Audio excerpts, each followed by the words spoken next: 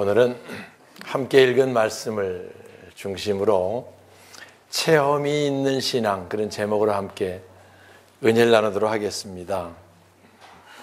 우리가 신앙생활하며 체험이 있는 신앙, 하나님 만난 체험, 이 체험이 있는 신앙이 굉장히 중요합니다. 요즘에 우리 지리산에 반달곰 있다고 신문에 나옵니다. 우리들 그럼 다 뉴스를 통해서 압니다. 지리산에 반달곰이 있다 그러더라. 그런데 만약에 등산을 하다가 거기서 곰을 만나가지고 죽을 뻔하다가 내려온 사람이 있으면은 그냥 지리산에 반달곰이 있다고 들은 사람하고 실제로 곰을 만나갖고 죽을 고비를 넘겼던 사람하고 느낌이 같을까요? 다를까요? 전혀 다르지요. 만약에 자기 자녀가 그 산을 등산하겠다 그러면 말릴까 안 말릴까요? 말리겠지요. 근데 들은 사람은 야 등산 가냐? 조심해라. 내 신문 보니까 반달곰 있다 그러더라. 이렇게 말할 수 있는 거고요. 만났던 사람은 거긴 가지 마라 이야기를 하겠지요. 체험, 그런 차이, 적정한 예가 될지 모르겠지만 중요합니다. 우리가 아는 오늘 본문이 성령으로 주님을 만나는 사도 바울의 체험을 생생하게 기록해 놓은 것이 본문입니다. 여기 보면 바울 사도가 처음에 주님 만나기 전에 사울이라는 이름을 썼었는데요, 하나님께 굉장히 열심히 있는 사람이었어요. 그리고 하나님 일을 열심히 한다고 하는 사람이었어요.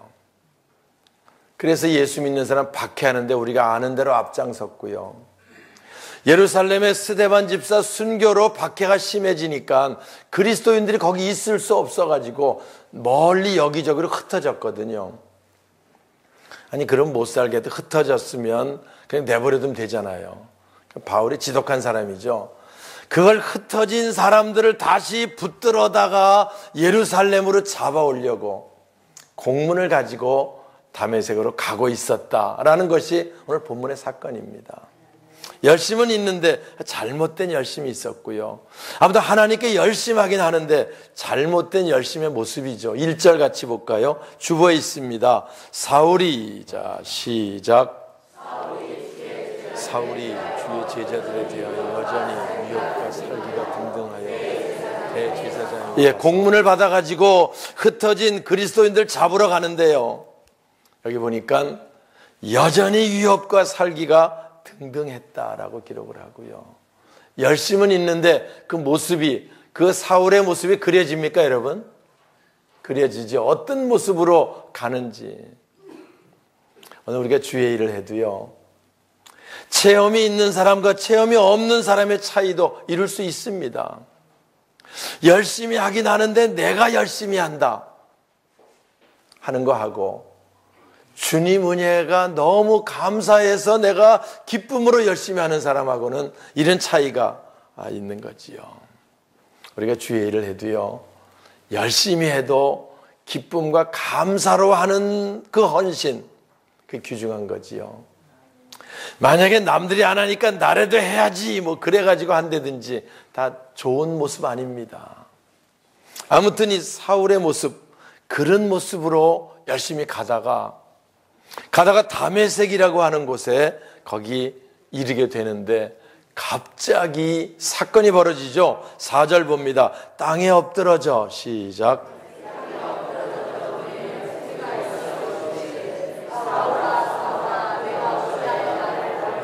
네, 갑자기 하늘로부터 호련히 너무 빛이 밝아가지고 엎드러집니다. 그리고 나서 음성이 들립니다.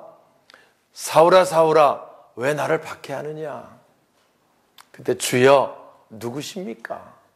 여기서 주여라는 말은요, 전능자 하나님께 하는 고백입니다. 유대인들은요, 주여라고 부를 때 성경 읽다 여호와라고 나오면 하나님의 이름을 함부로 부르지 말라고 그래서 여호와라고 읽질 않고요, 나오면 그 단어 읽기 전에 가서 손을 씻고 돌아와서 아도나이, 주여 이렇게 바꿔 불렀습니다. 그래서 거기서 엎드러져 하늘의 빛을 체험하고 엎드러지면서 전능자의 체험을 느꼈고요. 그리고 주여 누구십니까? 그때 네가 박해하는 예수다. 거기서 예수가 하나님의 아들 그리스도, 거기서 예수가 하나님 곧 그분이신 것을 알게 되는 거지요. 그동안 자기는 예수를 박해하는 게 하나님 일하는 건지 알았는데 이제부터는 예수 그리스도를 증거하는 것이 하나님의 일이고 하나님의 뜻임을 여기서 체험하게 되는 거지요. 이때 이제 사울이 바울 되어서 아름다운 사역을 감당하는 모습 성경을 통해 봅니다. 바울은 이 체험을 가지고요, 자기 일생 동안 예수는 그리스도라고 전하기 시작했고요, 그분의 복음을 전하는 귀한 사역자로 살 수 있었어요. 바울이 복음을 전하는데 쉬운 일은 아니었고 박해가 어려운 일이었고, 이젠 박해하는 자가 오히려 박해받는 자가 돼서 복음을 전해도요, 그래도 기쁨이 있고 그래도 감사가 있었고 행복하게 복음을 전했던 거지요. 일부 예배 때도 얘기했지만 사도 바울이 빌립보 지역에 가서 교회를 세우려고 갑니다. 그래서 거기서 기도처로 나갔다가 옷장산 루디아를 만나지요. 그래서 루디아와 함께 이제 교회를 개척하기 위해 준비하는데 귀신 들려 점치는 여종, 귀신 쫓아내주는 사건이 있었고요. 그것 때문에 붙들려 가서 매를 흠씬 맞고 감옥에 갇힙니다. 만약에 그때 주님을 체험했으니까 여기 하나님 나와 함께 하시고 하나님 내 뜻이 있을 거라고 생각을 했을 텐데, 그러지 않았다고 치면, 앞에 있는 열심 가지고 자기 방식으로 열심히 했다고 치면, 아니 하나님 지금 이게 무슨 일입니까? 내가 복음 전하려고 했는데 왜 이렇게 됩니까? 하나님이 계시긴 계신 겁니까? 이런 의심이 생길 수 있거든요. 오늘 우리가 믿는다 그러면서 그러지 않아요? 뭐가 좀 잘 될 때는 할렐루야, 하나님 나와 함께 하십니다, 잘 됩니다, 좋아하다가요, 뭐가 좀 어려워지고 힘들어지면 아이고 하나님이 계시긴 계신 거야, 계신 왜 이렇게 잘 되는 것도 없고, 불평하는 그런 흔들리는 신앙, 환경에 흔들리는 신앙, 그럴 수 있는데요, 체험 신앙은 흔들리지 않습니다. 어떤 환경이든지 하나님 아시고 어떤 하나님 방법이 있는 걸 알고, 어떤 환경이든지 하나님은 합력하여 선을 이루심을 알기 때문에 흔들리지 않는 거지요. 그래서 그 감옥에 있으면서 어떻게 했다고 그랬어요? 하나님을 찬송하며 기도했다. 그 찬송과 기도 때문에 옥문이 열려지고 옥토가 흔들리는 사건이 벌어지고요, 졸고 있던 간수가 가둬놨던 바울과 실라가 도망간지 알고 나는 죽었다 이제. 왜? 그때 간수는 죄인을 놓치면 자기도 죽게 되는 걸 아니까 자결하려 그럴 때 사도 바울 얘기하지요. 그러지 마라, 우리 여기 그냥 있으니까. 그때 깜짝 놀래가지고 가서 우리가 어떻게 해야 구원을 받습니까? 주 예수를 믿으라, 그리하면 너와 내 집이 구원을 받으리라. 그 말씀을 받아들여서 온 가족이 다 세례를 받고, 할렐루야, 빌립보 교회가 그래서 세워지는 거지요. 교회가 하나 세워지는데 적당히 세워지진 않습니다. 오늘 일부 예배드리고 우리 박광태 집사님 가족이 천안을 갔습니다. 사위랑 이제 딸 목회를 하는데 교회를 개척 예배를 드린다 그래서 오늘 갔어요. 아무튼 간에 그런 어려움이 있었지만 하나님의 일은 성공되어지고요, 할렐루야, 하나님의 뜻은 이루어지고, 우리 신앙이요, 그래서 환경에 흔들리는 신앙이 되면 안 돼요. 우리의 신앙이 환경을 이기는, 넘어서는 신앙이 돼요. 그러려면 어떻게 되느냐? 체험 신앙이 돼야 한다 그 말입니다. 체험 신앙. 그래서 주님이 승천하시기 전에 사랑하는 제자들 이렇게 모아놓고 승천하시기 전에 하실 말씀이 얼마나 많았겠어요? 그런데 너희는 예루살렘을 떠나지 말고 아버지 약속하신 성령을 기다리라. 왜요? 성령으로 주님을 체험해야 성령으로 주님을 만나야, 여기 사도 바울처럼 만나야 흔들리지 않는 신앙, 환경을 넘어서는 신앙, 권능 있는 신앙이 되기 때문이죠. 그래서 오직 성령이 너에게 임하시면 너희가 권능을 받고 그때 가서야 비로소 내 증인이 될 것이다라고 주님 말씀하시는 그 말씀, 우리가 너무 잘 아는 말씀입니다. 그 말을 듣고 120문도가 열심히 기도할 때 성령이 그들에게 임했고요, 사도행전 2장에 호련히 불과 같이 갈라지는 것들이 각 사람 머리 위에 있더니 120문도가 성령으로 주님 만나는 체험의 기록이 되어 있고, 그들을 통해서 사도행전의 역사가 시작된 줄 믿으시기 바랍니다. 오늘 여기 사도 바울도 동일한 체험을 통해서, 사도 바울을 통해 이방 선교의 놀라운 역사들이, 그동안 복음이 유대인들에게만, 유대인의 하나님에 머물러 있다가 이방 선교의 놀라운 사역들의 시작점이 되었던 거지요. 15절 보겠습니다. 주께서 이르시되, 자 시작.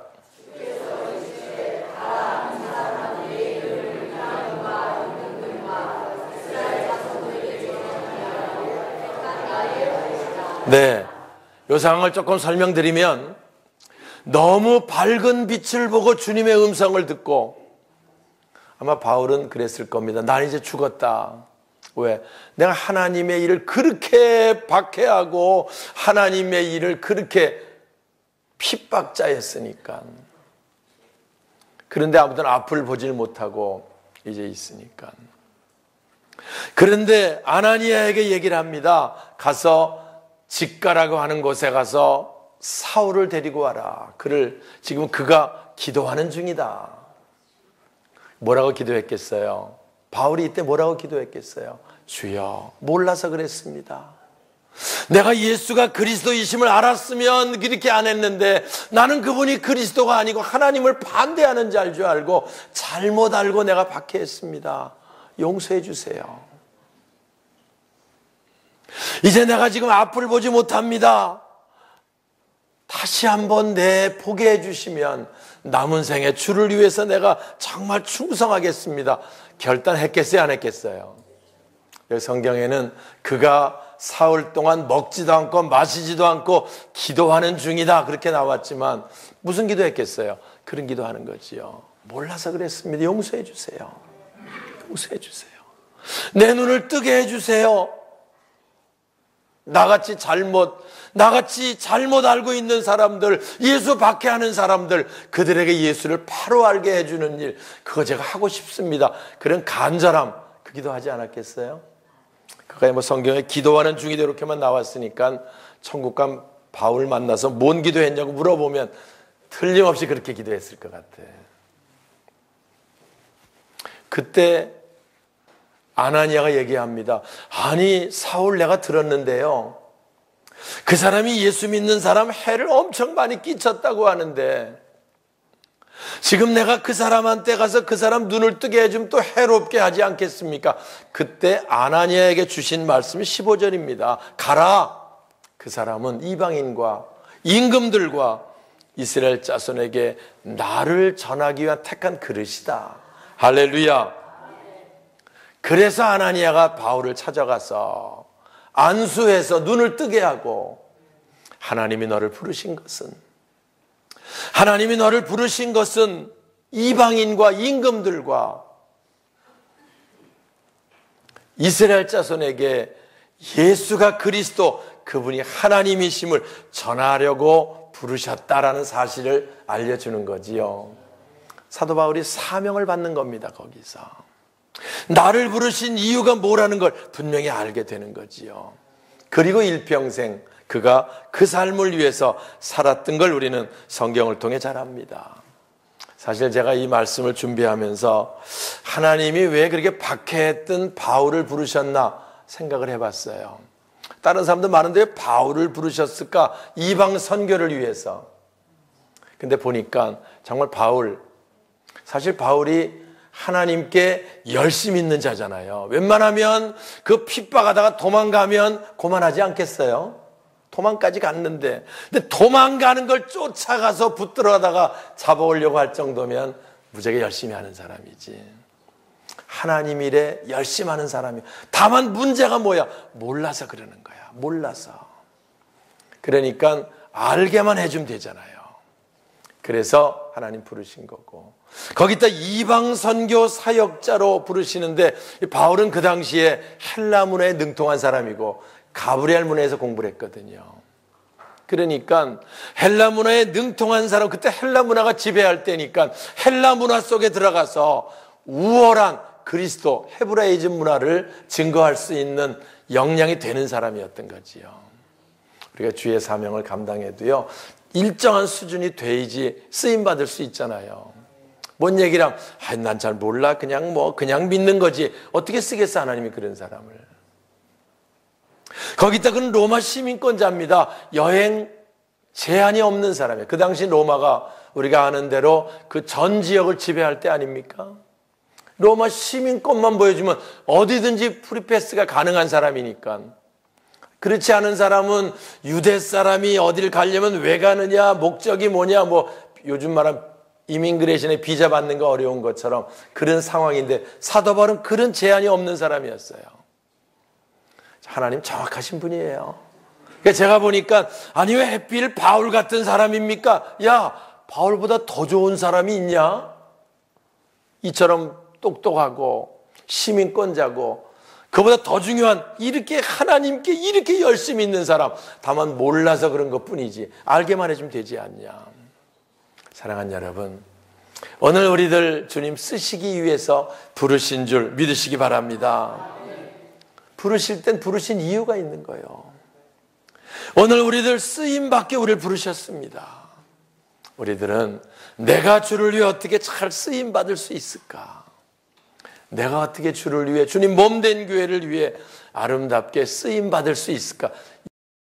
사모함, 이런 열정, 사도 바울 같은 열정이 저와 여러분 속에 있어져야 할 줄 믿습니다.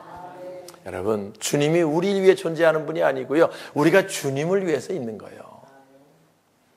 교회가 나를 위해서 있는 것이 아니고 내가 교회를 위해서, 주님 몸된 교회를 위해서 무언가 하고